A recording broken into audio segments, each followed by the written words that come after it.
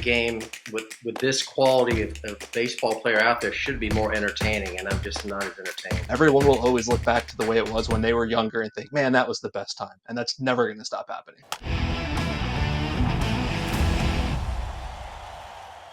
Mike Petriello from the new school, Jeff Frye from the old school. We'll start with you, Jeff. Just from an overarching 30,000-foot view, what is your biggest gripe of the current game right now? Statistically, how things are coached, whatever it is. My biggest gripe? Well, I would just say that I think it's not as entertaining as it used to be. I think it's just with the 3 true outcomes, I'm just seeing a lot of strikeouts and guys seem to, a lot of solo homers. You see a 5-4 game with 7 solo homers, and I just don't see the action that made me love the game, and I miss that part of it. And I know that these guys are incredibly talented players, and to me, the game with this quality of baseball player out there should be more entertaining, and I'm just not as entertained. Do you think the players are better right now? Do you think the players are more talented than when you played? I think probably physically they're more talented just because they train year-round.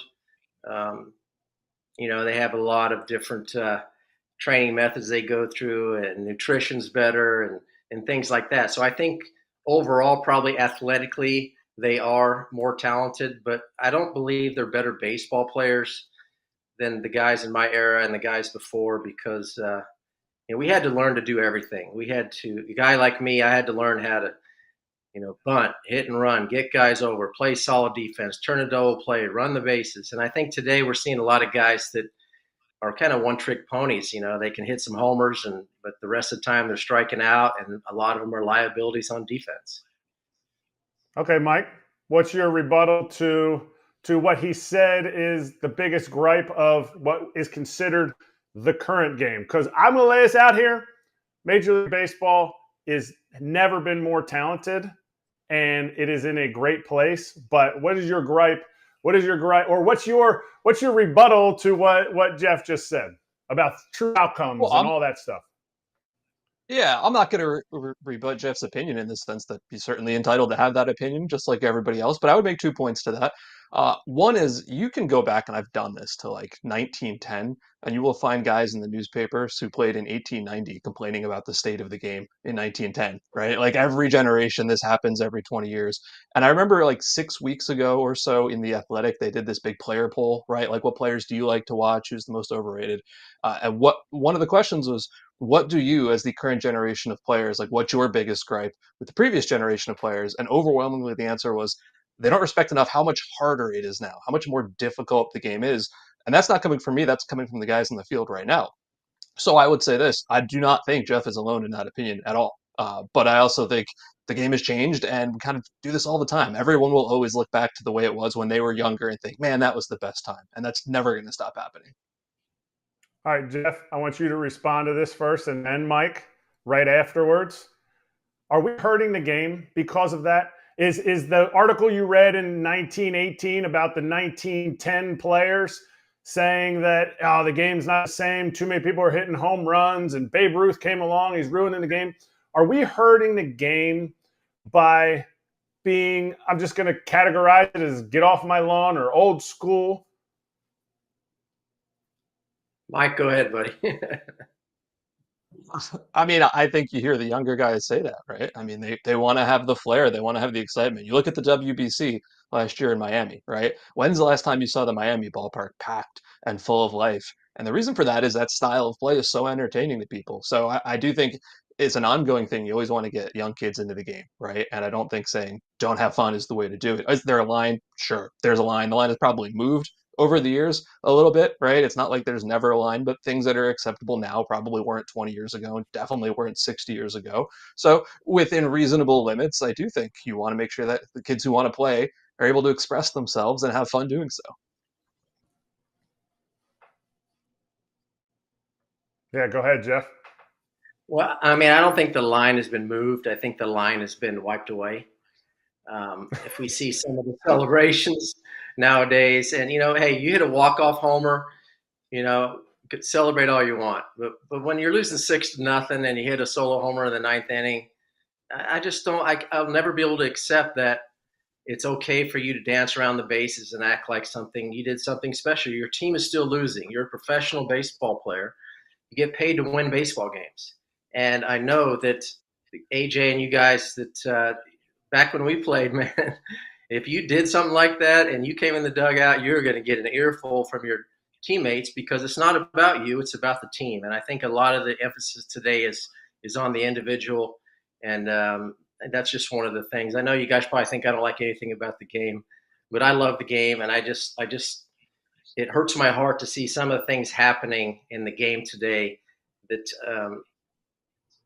it just makes it hard for me to watch. If it's hard for me to watch something that I love, then something's wrong with it, in my opinion. Yeah, no, and like Mike said, everyone's entitled to their opinion. That's why we're here discussing it. Jeff, you just talked about winning and winning the game. That's the whole point. And to me, a lot of these, how analytics and stats and how we're coached is to win the game. Yes, we could argue about like your bat flips and all that stuff, but to me, bat flips aren't winning or losing the game. So, Mike, I want to go to velocities, and I want to you have delved deep into the velocities in the game because it's about winning the game. If you throw the ball harder, tell me if I'm incorrect, you have a better chance of striking somebody out. Not saying guys didn't throw the ball harder before, but we have charts. You've posted charts on your Twitter about just how much the velocity has improved. And to me, it's what Jeff is saying. It's to win the game. And this is how you can win the game at an easier clip. Yeah, absolutely. And I should say quickly too, we talk about all this velocity in terms of fastballs. It's also breaking balls, right? The rate of breaking balls thrown 85 miles an hour or more has doubled between 2008 and 2024. Like, could you imagine when you guys were all playing ever seeing, a 92 mile an hour slider or changeup, which you see now? It's insane. And we know that it matters because you have all of these pitchers openly going out there and saying, I trained this winter, I needed to add velocity. That's what I did. Now, does that lead to more injuries? Possibly. That's like a whole separate issue. But to your original point there, they want to be better pitchers. Guys who don't throw hard generally don't succeed. I know you can point to Kyle Hendricks, guys like that. It's never an absolute. Like, you'll always find some outlier guys. But you can see guys you've never heard of now coming out and throwing 99. This happened to me the other day. There was a guy who I'd barely heard of, a quad A type, and he's throwing 99. And has like a 4.5 ERA. And maybe that would point to you, well, he doesn't know how to pitch, he doesn't know how to sequence, and I won't refute that. That's totally fine. But when the numbers are absolutely saying it's harder to hit when you throw harder, and when the batters are saying, I need to start swinging harder because I can't catch up to all this velocity, and you have Aaron Judge saying things like, I've never seen a sinker that moved like that, because now it's not just velo, right? It's the science going into movement and stream shifted weight. And the batters are saying the way pitchers are throwing and with how many pitchers I have to see, it is so hard to hit. I'm not sure how you could argue against that, because at the end of the day, it's not about ruining the game or whatever. It's about these guys want to win. They Eric Fetty goes to this performance facility after, frankly, being terrible for 5 or 6 years, learns how to pitch in a way that works for his body, gets a nice contract, and now he's a pretty good pitcher, right? Like, I think that's awesome. I love that guys are using every tool at their disposal to try to become better baseball players. Do guys have to swing faster or harder to hit velocity, Jeff? No, I think you got to swing shorter and quicker. Is that bat speed? Is that a way that increases? Like, is a short swing faster? I believe so. And I think a lot of guys are being taught this longer swing, so you start your swing earlier and you have less time to make adjustments. And I think that's why we see a lot of strikeouts. And I have a lot of friends in the game, a lot of guys who coach in the game. And, I just asked them point blank, I said, are guys guessing more? And they said, absolutely. And so I think when we're seeing guys strike out at record levels, and you see guys with 2 strikes take a pitch right down the middle and not even offer at it, it's because they're sitting on a pitch and they have one objective, and that is to try and hit that ball hard in the air with 2 strikes. And they're not worried about adjusting. If they get that pitch, there's a good chance they're going to smoke it. But a lot of times they don't get that pitch and they walk back to the dugout like it's no big deal. And that's just something that didn't happen. It used to be that, once you got to 2 strikes, the AB was pretty much for your team. Now you got to battle. You got to make that pitcher work, anything you can do to get the ball in play. And oftentimes in those situations, you're shorter and quicker and you still drive the ball.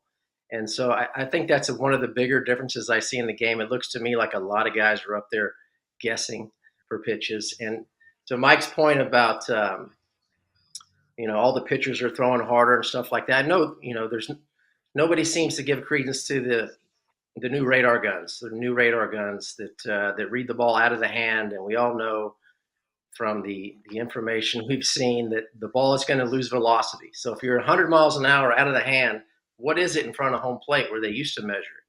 Because I remember facing guys like Kevin Brown and Randy Johnson and Mariano that were 95 to 99 miles an hour, and that was being registered at home plate. And AJ, you guys know that anybody can time a good fastball, man. You got major league hitters can time a speeding bullet, and if guys are just rearing back and throwing it down the middle, major leaguers are going to be able to hit that pitch, in my opinion. All right, Mike. I mean, I think it's clear I'm going to disagree about the radar gun part of it, right? Like the chart that they put up is just based on 2008 to now, where everything's on the same scale with the same, like it's clearly going up this, right? The red right there, that's percentage of four-seamers and sinkers, 95 miles an hour. I don't know how that could be disagreed with. And as far as comparing it to like the old radar guns, yeah, like that's probably true. That was measured, closer to the plate. I don't dispute that. It's just that there were, as you all know, many kinds of radar guns over the years, right? Like the hot guns and the cold guns, and you've got some human error about whether they're pointing at the plate or a couple feet in front of the plate. And either way, there's no actual database to go look at. Like I could not go tell you right now what Mariano threw in 2002. That information just isn't there. You've got just sort of snippets of guys who wrote in the newspaper or remembered things. So it's not really much of a comparison point. But like, again, even within this context of the last 16 years, with the same technology, it's up, up, up, up. And I'm just not sure how we could say the guys from 50 years ago who are not trying to throw with this kind of velocity and in many cases weren't as big and strong weren't throwing as hard. I'll say there's outliers. I don't want to act like nobody threw 100 till 2008. I don't believe that's true. Do I think Bob Feller threw 100? Sure. But, not like 117 as he claimed he did. No, I agree with that. And, I faced Randy Johnson in 1992. He struck out 18 guys in 8 innings. He threw 163 pitches. And after the game, Tom House was walking around going, he was 97 to 99 the entire game. And that was 1992. It's 32 years ago. Okay. And so we all know Nolan Ryan threw incredibly hard. J.R. Richard, there was a lot of guys that threw harder. And now I agree that there are probably more guys today throwing harder. But a lot of them are just rearing back and throwing it and not pitching. And a lot of those guys, Mariano, Randy Johnson, those guys were pitchers. And it wasn't just rear back and throw it by you. It was throw a slider on the outside corner, come inside. It was just pitching more than I think we're seeing today.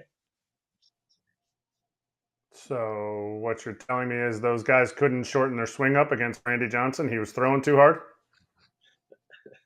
I don't know. I mean, I enjoyed hitting against the guys who threw harder because I wasn't a power guy, and the way I felt about it was if I'm facing Roger Clemens or Mariano or Randy Johnson, one of those hard throwers, I'm just going to relax and be as short and quick to the ball and let them provide the power. And, I could hit a good fastball. And, it was the guys who threw 88 who I'd never heard of who had all this other stuff that I had a hard time with. I was going to be, yeah. Go ahead, Mike. Yeah, I want to ask a question. So in 1967, I believe it was the year that Carl Yastrzemski won the Triple Crown, and he was the only hitter in the entire American League that year. Maybe it was 68 who hit over 300, and he did it hitting 301, right? And I'm curious if you think that people at the time were thinking that the hitters didn't care about making contact and putting the ball in play. Like, no, what happened was the pitchers got way too dominant, and we changed all the rules to try to make it easier for guys to hit. And that's happened a number of times over the years. I think you'll probably see it happen again at some point. Like, isn't that just the story of baseball, that you go in these cycles and guys change and their bodies change and the approach changes and the rules change, and then we try to figure out what guys are doing and adjust to that? Yeah, I mean, I think that's one of the things, but I think what we've seen with the rule changes has been like wholesale rule changes. I mean, we can't really argue that it's easier to steal a base right now than it ever has been in the history of the game. You know, we got guys with 60 stolen bases already. It's not even September, and it's just with the one knee catching and the stolen bases, the bigger bases, the limited pickoffs, and we ban the shift. It just if these guys are so much better than the guys from my era and AJ's era and Kratzy's era, it's like why do we keep changing the rules to make it easier and the guys still can't hit 250 as a league? To me, it's because they've been convinced, kind of brainwashed by guys upstairs that we don't want you to shorten your swing with two strikes. We want you to try and hit the ball in the air and do damage because it's too hard to string together multiple hits in an inning. So we're just going to go for the solo shots and the home runs every chance we get. And I think that's taken away from the overall beauty of the game and the excitement of the game. I think it's not brainwashed, Jeff. It's wallet washed, because the wallet gets bigger when the homers go further. But you mentioned one thing, one knee catching. I think Mike, did you work with a little bit of one knee like investigation stuff? Yeah, mostly JJ Cooper. I did a lot of that. And I know we have two catchers right here on this show, although maybe only one of you has a microphone that's working. But yeah, I would argue this, right? They do this because it works, and the rate of passed balls is not anymore now. Wild pitches and passed balls, right? Missed pitches. And when you see smart catching people like Tanner Swanson from the Yankees or Jerry Weinstein, who's a Rockies catching legend, as I'm sure you guys all know, and they're saying, yeah, this works. Like, we want our guys to do this because we can frame pitches better and help our pitchers, and we're not going to have more balls go to the backstop. And yes, we might have more, guys stealing, but as Jeff said, the rules have changed to make that, much more difficult anyway. I don't necessarily have a problem with it. Like, it works. The numbers say it works. And then I've also heard catchers recently. I heard one on a show the other day, and I can't remember who it was. It might have been John Flaherty or Caleb Joseph or somebody saying, man, I wish I could have caught with one knee during my career because that would have really saved my knees and kept me fresher and let me play in more games and hit more. And obviously, I'd love to hear your opinion on that, Eric. But the numbers seem pretty clear on this. Pass balls, wild pitches are not up because of this catching style changing. Let's talk about procrastination. You know, when you have millions of things to do, but we end up getting lost in our phones? I've been working with a new secret weapon to kick procrastination to the curb, Thesis. Thesis is a brain-boosting supplement made with natural ingredients to support faster reaction times, speed up mental activation, and help improve concentration. For a limited time, FT listeners can save $60 on their first subscription order with code FOUL at takethesis.com. That's $60 off your first order at TAKETHESIS.com with promo code FOUL. As a parent with multiple jobs, a lot on my mind, and a high bar for wellness goals, I'm looking for an edge to improve productivity and focus, and that's hitting for me with Thesis. So take the free 3-minute quiz to find out what your brain needs. Head to takethesis.com and use code FOUL to save $60 on your first subscription order when you sign up for Thesis. That's $60 off your first order at TAKETHESIS.com with code FOUL. Maximize your mind with Thesis today. And my rebuttal to this, because when they first started this, you look back at the guys who had the highest receiving numbers. When I played, that was the only reason I kept playing. It wasn't because I could hit. Whether I was shortening my swing up or longing my swing up, I just wasn't a good hitter. But receiving is a value. And guys like Yasmani Grandal were probably one of the top in the league. His pass balls were up there with Josh Tolley, who was catching a knuckleball.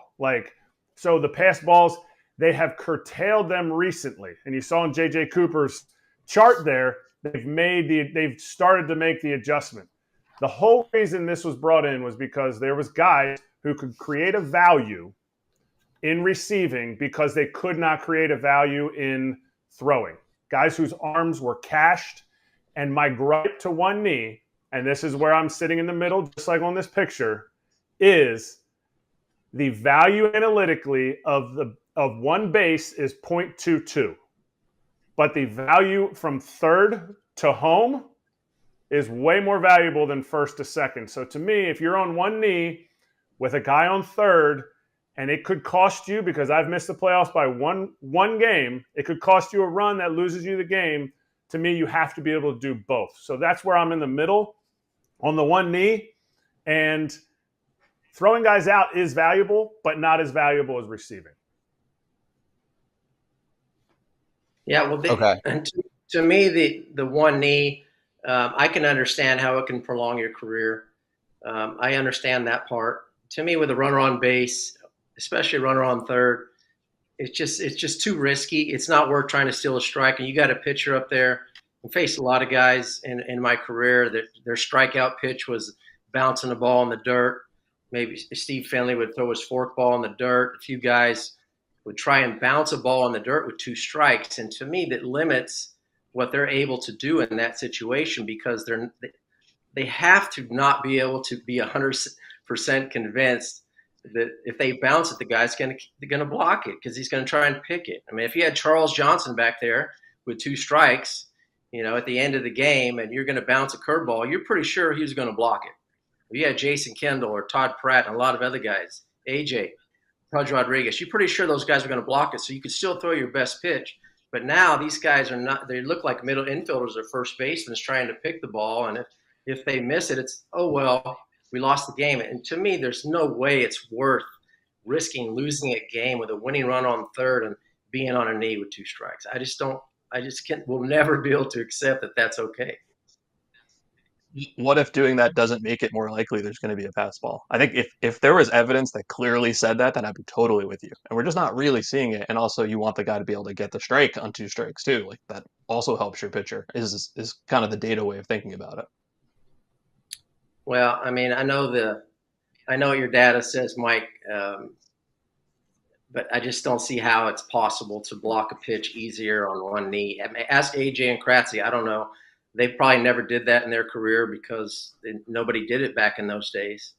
But I think it's all going to be a moot point once they put in the robo strike zone, because once you can't steal strikes, then what's going to happen to the one knee catching? And I don't know if I'm sure you guys saw Hosmer's interview with Salvador Perez about when he got to training, and he was told that 83% of catching is framing, and 12% is throwing, and 5% is blocking, or something like that. And he said he didn't block a ball in spring training for a month. So the guys aren't even working on a lot of that stuff. They're just trying to pick it like infielders. If you like this, I don't see anything Eric Hosmer says, because he has blocked me on Twitter, which I think you'll get a kick out of. I also don't think we're ever getting to full robots. I think the challenge system is probably coming in. So framing will always be a value. Challenge. Yeah, and I agree. Yeah, I totally missed that as well. I don't see much, from that show, unfortunately. But okay, I'm going to jump in here to finish this off. So I was excited to bring you guys together because I see back and forth with 2 people that obviously have a lot of action going on social media all the time. I know Mike for a long time. I've worked with him back in the day for years. So I want to queue up one tweet here that just kind of brought you 2 together. And that's why I'm like, hey, cool. We have this show. Like, let's bring 2 people together that see baseball differently, that love the game, and let's talk it out. So Jeff was like, this is for the everyone throws 100 crowd. And I know we touched on this a little, but just to kind of finish and get last statements here. The reason batting averages are so bad is because hitters are trying to lift the ball, not cutting down their swing with 2 strikes. Sorry, you refuse to see it because it's painfully obvious to the rest of us. Mike said this is objectively false. We now have data that clearly says hitters are cutting their swings down with 2 strikes, perhaps to their own detriment. Bat speed before 2K, bat speed with 2 strikes on them is 70.5 miles per hour versus 72. So, Mike, do you want to explain this one, and then we'll let Jeff jump in here, for a last word as well? Yeah. First of all, no hard feelings, Jeff. I was being salty, so I apologize for going at you like that. Listen, that's what the numbers say, but this is the first year we've got these bat tracking metrics, right? And so there's like so much new information that's coming out. And that, to your point, that was one of the very first things I was interested in, right? Or do we see guys make different swings, when the count is in their favor or not? And from the most advantageous count, the 3-0 count, to the least, when they're down 2 strikes, it's like a 5 mile an hour difference in bat speed. And like, that's enough that it can't possibly be a fluke. And so when I saw that number, it was really interesting to me that almost every single guy in the majors, and I think Jesse Winker, for some reason, is the outlier here. He swings harder on 2 strikes. Everybody in the majors cuts their swing down on 2 strikes. Now, is that because they're protecting the plate? Is it because they're seeing different kinds of pitches? Could be a number of things. I would actually argue that that's one of the most underrated parts of being down 2 strikes that we've never really thought about as much before, which is just that if the pitcher can make you come out with a worse version of your own swing, that's huge, right? That's now you're in the guy's head. He's not coming out there giving you his A swing. That's what those numbers show. Okay, last word, Jeff, if you want it. Oh yeah, thank you. Yeah, I mean, I don't put a lot of credence into the bat speed stuff. We've seen great hitters who didn't have great bat speed. John Olerud looked like he was swinging in slow motion and the ball would rocket off his bat. And I know recently he started measuring bat speed, and a lot of guys, I think you can generate more bat speed if you start your swing early and get a longer swing. And a lot of guys with 2 strikes, I recommend shortening up your swing and just getting the barrel to the ball, and probably doing it that way, you're not going to have as much bat speed. So there's a lot of data. I know the data all says that what I'm seeing with my eyes isn't really happening. But, it's a fun thing to argue about, Mike. No hard feelings. I love the game, and, I'm going to continue to try and promote the game and grow the game because, it's given me everything I have in my life. And I know you're doing the same. You love the game, and we're just looking at it from different perspectives, but no hard feelings. I respect that. I like it. All right. Well, this was fun. Really enjoy it. And like bringing you guys together for something like this. So thank you for joining us. Appreciate you. And yeah, we'll try and line something like this up in the future. All right. Thanks, guys. Okay. I appreciate it. Hey, everybody. Be sure to like and subscribe for more content. We're back here every weekday, all year long, so do not miss an episode. The videos are coming in all day. Here's another video you might enjoy. Baseball the way it should be covered.